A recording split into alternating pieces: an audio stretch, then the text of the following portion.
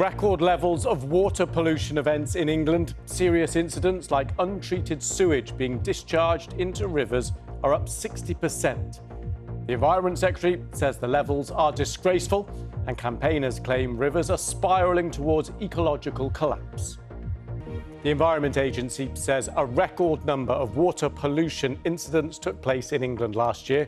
It reported a 60% annual rise in serious incidents, which result in the loss of aquatic life and risk to human health.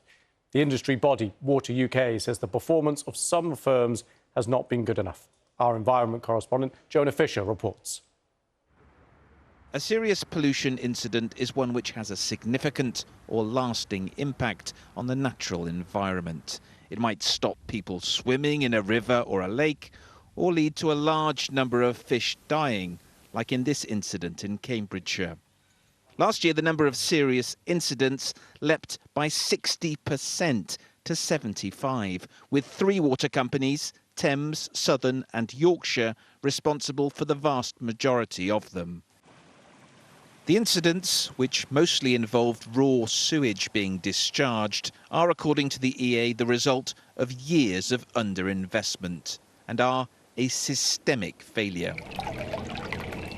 On the banks of the River Kennet in Wiltshire, they've been complaining about spills for more than a decade. So this is an example of failing infrastructure. This manhole here, when it's wet, so much sewage comes down this pipe that the manhole lid is forced off and we get untreated sewage spewing underneath the boardwalk across the bridge and into the river. So who do you blame for this mess? I think the blame is equally government water companies. You know, I think it was a societal mess and we need to find ways of moving forward from it, because at the moment we get in this endless loop where each party is blaming the other.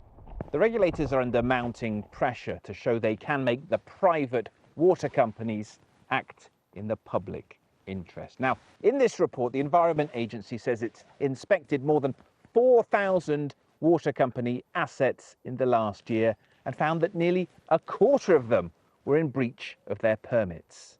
That's rule-breaking, law-breaking on a massive scale. It's a complete disgrace what's happened, and people have every right to be furious about it.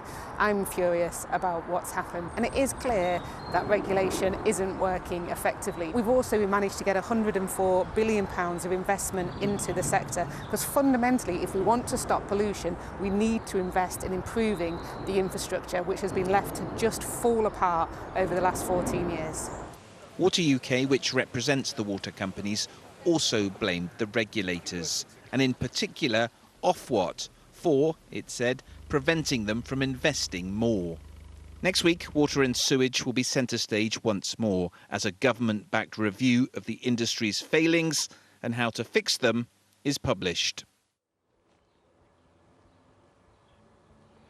Now, many campaigners would like the question of who owns our water companies, should they be privately owned or not, to be part of the discussion. It's not part of this review that is being published next week because the government expressly said it shouldn't be. So what we're likely to hear from Sir John Cunliffe, who's the civil servant, the former civil servant who's been put in charge of this review, is probably some pretty substantive things in relation to how the water industry, the water companies are regulated. We know he feels that the regulators have lost the public trust and are not delivering, and it's very possible that he will make some pretty strong recommendations about how that should be changed.